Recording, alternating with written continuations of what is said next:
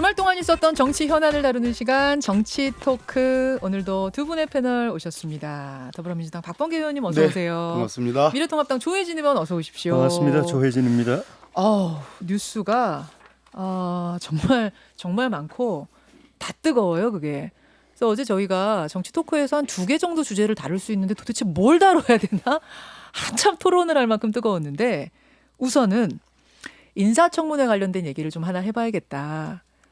지난주를 정리하면서 보니까 제일 뜨거웠던 장면이 태영호 의원, 이인영 후보자 인사청문회에서 벌어진 그 장면이더라고요. 자, 한번 듣고 오죠. 태영호 의원의 질의, 이인영 후보자의 답변입니다.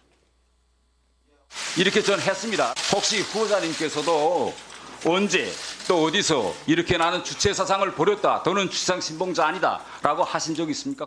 저에게 사상 전향 여부를 다시 물어보시는 것은 아직 남쪽의 민주주의에 대한 이해도가 떨어지는 것이다. 저는 자, 그러니까 사상 전향을 했느냐, 주체 사상 버렸다, 주체 사상 신봉자가 아니라고 말씀하신 적이 있습니까, 이인영 후보님? 이렇게 묻자 지금 저한테 전향 여부를 다시 물어보는 건 민주주의에 대한 이해도가 떨어지시는 것 같습니다. 라고 이인영 후보자가 답변을 한 겁니다. 지금 민주당에서는 태영호 의원 징계해야 된다 이런 입장이신 거죠? 글쎄 그게 이제 민주당이 징계하는 건 아니고 통합당이 뭐 김정희 위원장으로 이제 수뇌부가 바뀌었는데 네네. 지도부가 바뀌었는데 과연 통합당이 총선 이후에 변화를 모색하고 있다. 그 변화 중에 하나는 막말 뭐 그런 것도 있지만 냉전적인 그 유물, 그러니까 소위 사상 검증이라든지 색깔 논쟁이라든지 예. 그런 것들에 대한 변화의 기미가 보이지 않는다라는 측면에서 통합당에서 그럼 징계해야 되는 거 아니냐. 통합당이 징계해야 되는 거 아니냐라는 예, 권유입니까? 그런 권유죠. 아하. 또 중요한 것은 저는 태영호 의원의 목청을 처음 들어요, 사실은. 목소리를 처음 들으세요. 예, 지난번 고발됐죠. 김정은 위원장 가짜 뉴스를 전 세계에 유포했는데 김정은 위원장 상태가 뭐 제대로 뭐 일어서지도 못하는 그런 상태다 이랬는데 태영호 의원이 과연 본인이 전향을 해서 내려왔다 이렇게 얘기를 하는데 본인의 자유를 위해서 내려온 건지 체제적인 관점에서 자유를 위해서 내려온 건지 좀 이해하기 어렵고 진짜로 대한민국의 체제에 대해서 이해할 수 있는 그런 상태인가, 이해하려고 노력하는 상태인가 예. 하는 그런 궁금증을 갖게 되고요. 거꾸로 이인영 장관 후보자한테는 예. 37년 전 그때 대학교 다닐 때 네. 19살 뭐 18살 그때의 상태를 물어보는 게 아니라 현재 통일부 장관 후보자로서 대한민국에 충성하느냐라는 걸 이렇게 물어봤어야지 이게 옳은 태도지. 이게 말이 됩니까? 됩니까? 네, 말이 됩니까 진짜? 네. 이 말씀을 그러니까 아직 한국 민주주의에 대한 이해, 국회에 대한 이해, 정치에 대한 이해 전반적으로 다 지금 부족해서 벌어진 일이라고 보시는 거예요? 이해하려고 하지를 않는 상태라는 거예요. 하지 않는 것 같이 보이세요? 조혜진 의원님. 아시는 것처럼 그 주체 사상은 지금 북한이 전 세계에서 가장 그 최악의 국가로 전락하게 된 핵심 원인입니다. 근데 이제 불행하게도 우리 그 80년대 전대협을 중심으로 한 우리 80년대 운동권 주류가 예. 다수가 그 주체 사상의 세례를 받았습니다. 그리고 세월이 많이 흘렀지만은 또 우리가 나이가 많이 먹었고 벌써 50대, 60대를 바라보는 나이인데도 불구하고 예. 그 우리 사회 일각에는 아직도 일부 주체 사상 운동이 그 계속되고 있는 상황. 일부 주체 사상 신봉자가 있지 않느냐? 있고 그 운동도 계속되고 있죠. 어젠가 오늘자 보도에 보면 이석기 석방하라고. 네네. 그때 그 플래카드 붙이고 한 거. 하여튼 그런 현상이 실제로 이제 남아 있는 현실이고. 그러나 그보다 더 중요한 거는 그 세대가 어쨌든 지금 정부의 주축 세력으로 자리를 잡고 있는 상황이기 때문에 국민들 입장에서는 그 사상이나 이념 체계에 대한 생각이 어떤지, 현재 입장이나 평가가 어떤지에 대해서 늘 궁금하게 생각할 수밖에 없고, 그래서 이제 그 공직 후보자들에 대해서 그런 질문이 계속 이어지고 있는데 지금까지 보면은 제대로 대답한 분이 없습니다. 뭐 말꼬리를 뭐 흐리거나 아니면 거꾸로 웬 색깔론이냐, 뭐 당신들은 그 시대에 어떻게 살았길래 나한테 감히 이런 질문을 하느냐 이런 식으로 거꾸로 이제 역공을 하고 질문 자체를 봉쇄하는 그런 그 방식으로 대처를 해왔거든요. 그러니까 그 문제에 대해서 이렇게 그 클리어하면은 간단하게 대답할 수 있는 일을 어쨌든 이렇게 하든 꼬리 말을 답변을 피하든 아니면 역공을 하든 간에 끝내 답을 안 하는 모습을 늘 보여줬기 때문에 의구심이 계속 남아 있는 것이거든요. 근데 그나마 그런 측면에서 보면 이인영 후보자는 그 부분에 대해서는 내 기억에는 나는 주체 사상을 신봉한 적도 없고 지금도 그걸 신봉하지 않고 있다라고 답한 거는 지금까지의 그 답을 이래저래 막 피하면서 역공을 했던 공직 후보자들에 비하면은 또 진일보한 거라고 보여지는 거죠. 아, 그럼 할 만한 질문이었다고 보시는 거예요? 아, 당연하죠. 박 예. 의원님? 십자가 밝기 운동이라고 들어보셨어요, 김현정 앵커님? 일제강점기 때 말씀하시는 거예요? 예, 그때도 있고 뭐 독일 나치 치하에서도 그런 네. 비슷한 것들이 있었는데 예. 우리가 양심의 자유나 종교의 자유 이게 이제 자유민주주의 체제를 가장 도드라지게 하는 그러한 자유권 중에 하나거든요.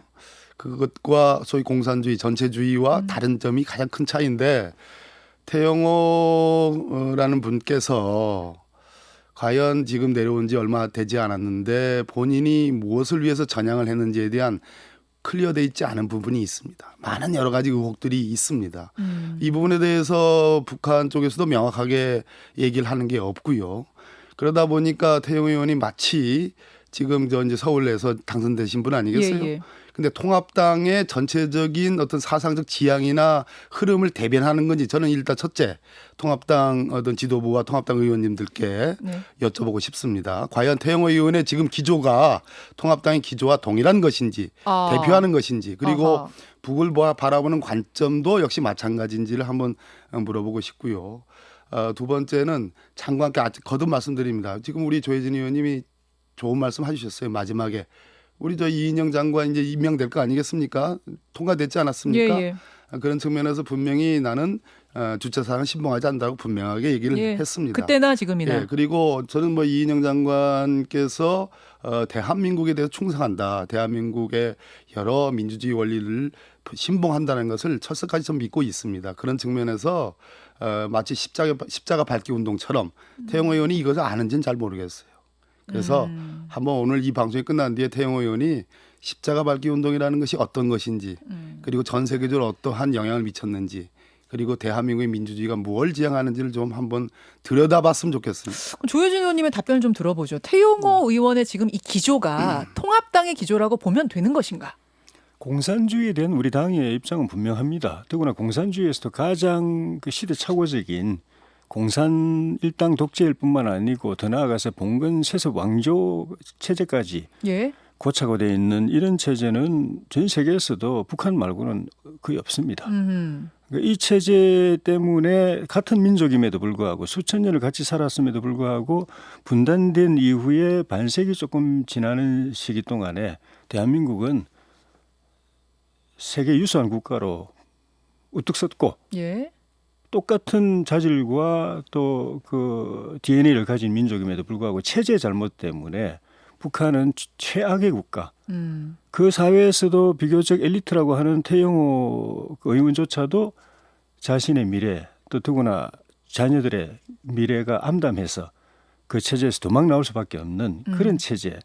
그건 하루빨리 청산해야 되는 것이 인류 보편적인 가치에 부합하고 더구나 같은 민족으로서 우리가 그 북한 우리 저 한민족 같은 동포에 대해서 가질 수 있는 최소한의 연민의 태도. 자, 그렇다면 그건 우리 당의 입장은 분명합니다. 지금 십자가 받기 얘기하셨잖아요. 예. 그러니까 증명하기 위해서는 십자가를 밟고 지나가라고 하는 그 과거의 폭력적이었던 어떤 사상에 대한 검증 이 부분에 대해서도 지금도 유효하고 가능하다고 보시는 거예요. 청문회 이거는, 자리에서. 그건 폭력적인 게 아니죠. 청문회에서 국민이 제가 이제 보는 과거 데서 일제강점기를 말씀드린 겁니다. 예. 국민이 보는 데서 그 토론을 통해서 물어보고 답변하는 이 과정하고 그런 목숨을 내놓고 이거 아니면 저거 둘 중에 하나 굴욕을 하든지 하나님을 배신하든지 네, 아니면 네. 목숨을 내놓으라고 강요하는 이거는 비교가 안 되는 것이고요.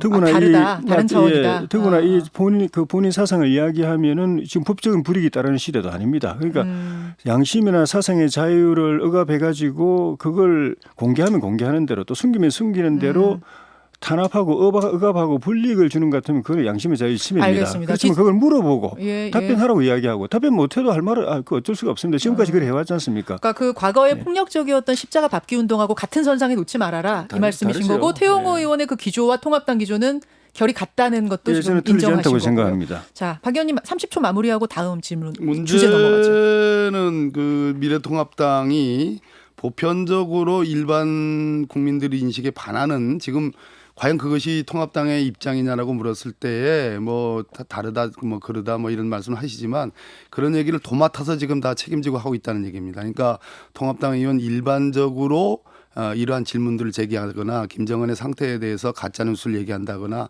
등등의 것에 대해서는 전부 다 제가 보기에는 태영호 의원에게 다 맡겨놓고 있어요.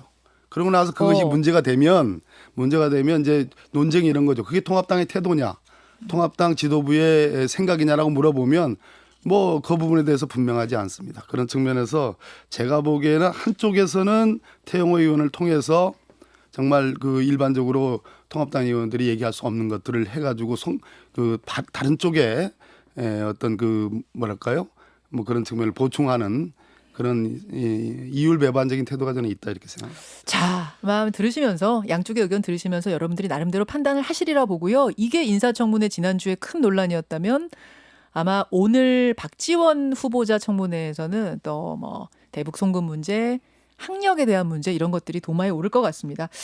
지켜보기로 하고 다음 주제로 좀 넘어가 보죠. 지난 금요일에 이른바 검언유착 의혹 수사에 대한 수사심의위원회가 열렸습니다. 이거는 이철 전 대표가 요구해서 열린 거예요. 근데 여기에서 채널A 이동재 전 기자에 대해서는 기소하라 이렇게 권고를 한 반면에 한동훈 검사장에 대해서는 불기소 그리고 수사 중단을 권고했습니다. 자, 이 수사심의위의 결정 조혜진 의원 어떻게 보세요? 굉장히 상식적이고 순리적인 판단을 내렸다고 보여집니다. 그러니까 이 사건에 대한 서울중앙지검 수사팀의 수사는 그동안의 무리한 수사, 편파 수사, 왜곡 과잉된 수사라는 비판을 많이 받아왔습니다. 어떻게 좋게 보면은 이제 일부 정치권이 짜놓은 프레임대로 그쪽에 이렇게 지원 사격을 받아가면서 그런 방향으로 수사를 이끌고 또 일부 언론의 그런 그 왜곡 보도에 지원을 입어가면서 그런 방향으로 그러니까 그렇게 그쪽으로 휘둘렸다고 보는 거는 그나마 이제 좋게 보는 관점이고 어떻게 보면 같이 서로 이렇게 같은 그런 왜곡 수사의 한 일의 축으로서 같이 공조해서 그렇게 했다는 의혹을 받고 있는 상황이었습니다. 이거는 검찰의 수사 신뢰에 관한 문제입니다. 그런 측면에서 수사심의위원회가 수사를 한동훈 검사장에 대해서 수사를 중단해야 된다. 이는 기소 대상이 아니다라고 결론을 내려준 거는 그런 상식과 순리에 부합할 뿐만 아니고 검찰로 보면은 이대로 더 가서는 수사가 일탈할 수 있기 때문에 검찰 수사에 대한 국민의 신뢰의 심각한 훼손이 이루어질지도 모르는 사건이었기 때문에 오히려 검찰이 고마워해야 될 결정이다. 경찰이 오히려 고마워해야 바로 잡아준 거다. 검찰이 상식과 순리에 맞는 결정이다 이 말씀이세요. 일탈에서 돌아와서 원위치로 정상 상태로 정도로 돌아올 수 있는 기회를 줬다고 봅니다. 공모 아니다라고 이제 보시는 거고요, 조 의원님. 저도 그래 보지만 저는 뭐 그 수사심의위원회도 아니고 전문가도 아닌데 전문가들이 그런 이 순리를 회복시켜줬다고 보는 거죠. 자, 박 의원님.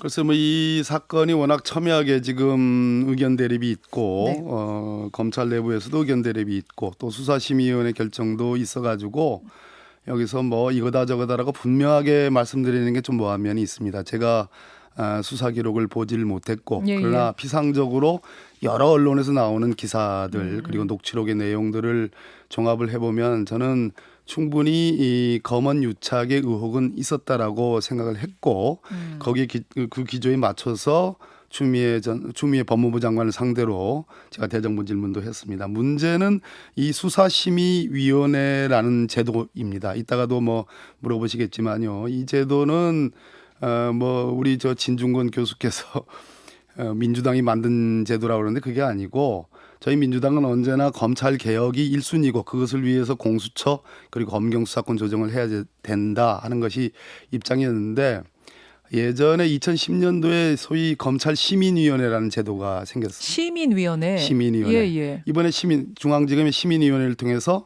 수사심의위원회로 넘어온 거죠. 수사심의위원회로. 거기서 부의 결정을 해가지고 일이 넘어왔는데 예.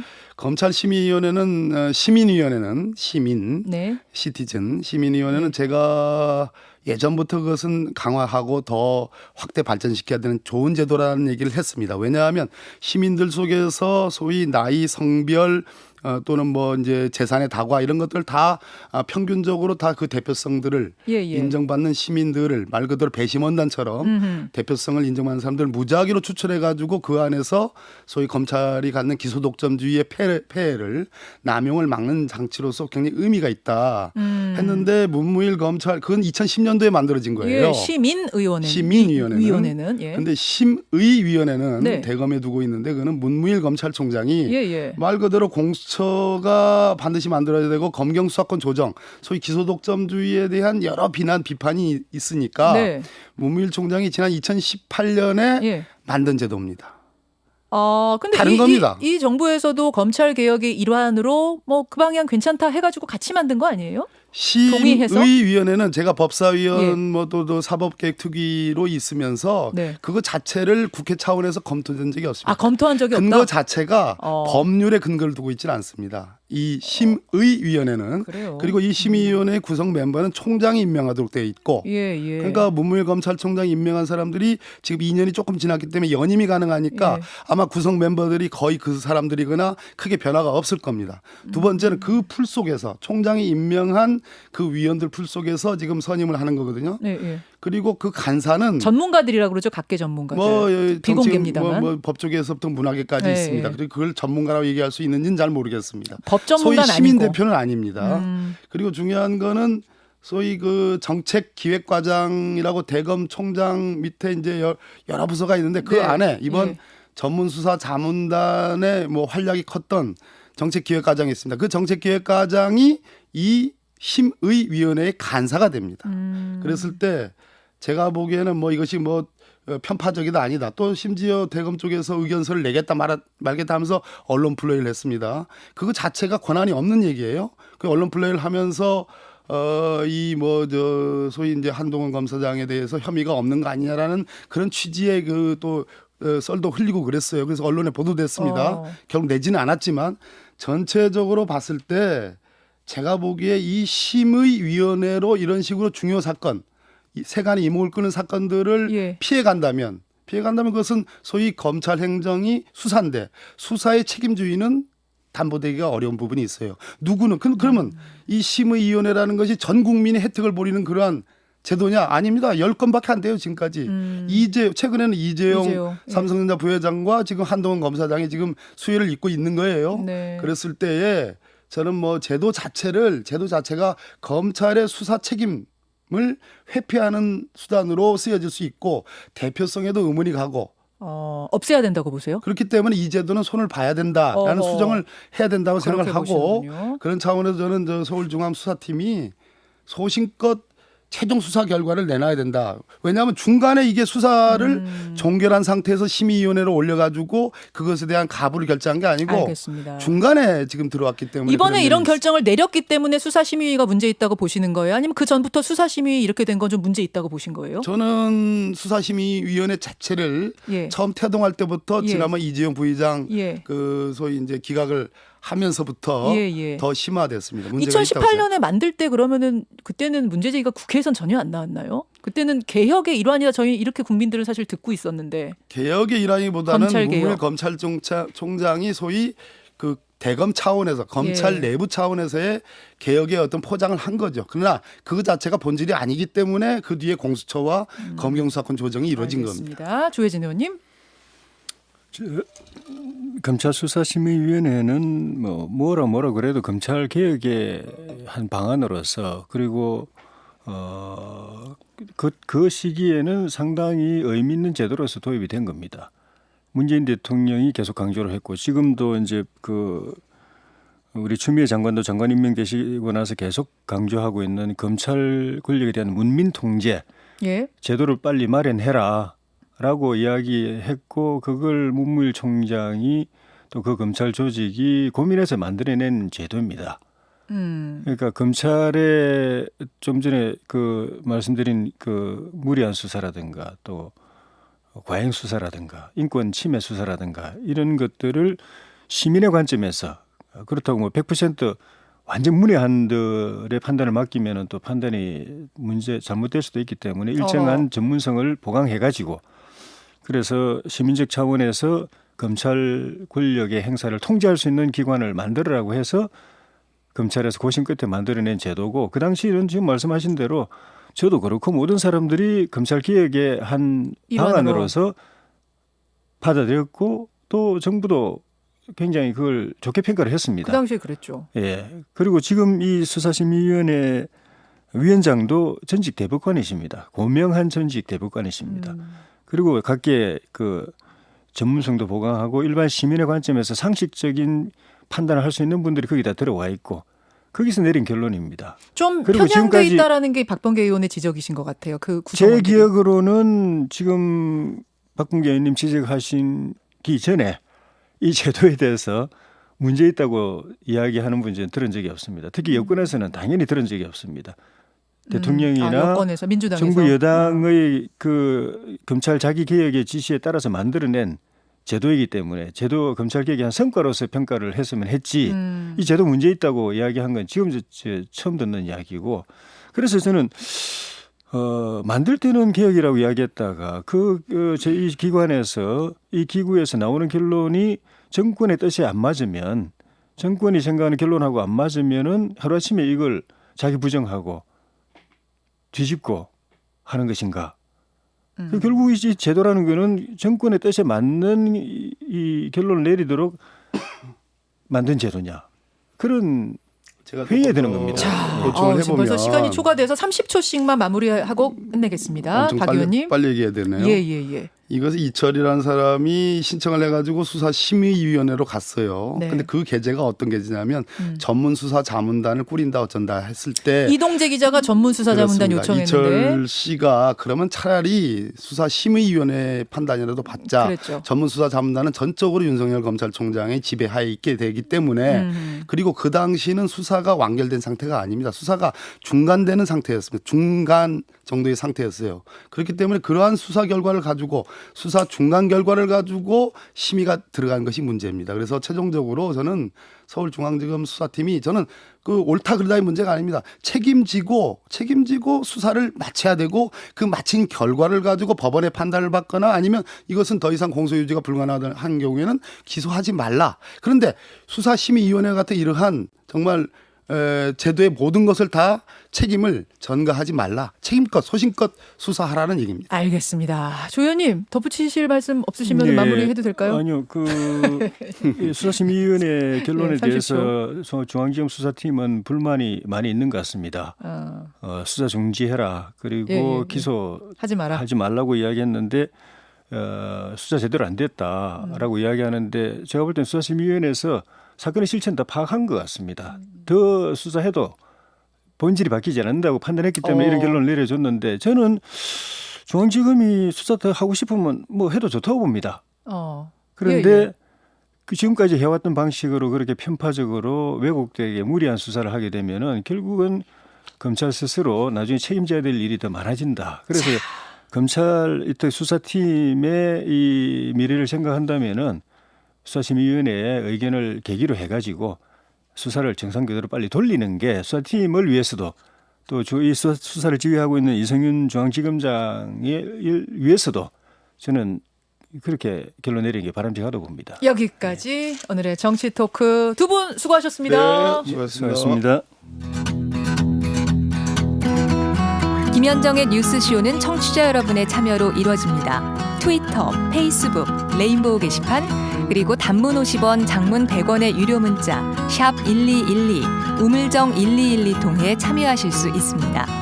김현정의 뉴스쇼, 여러분과 함께 만듭니다.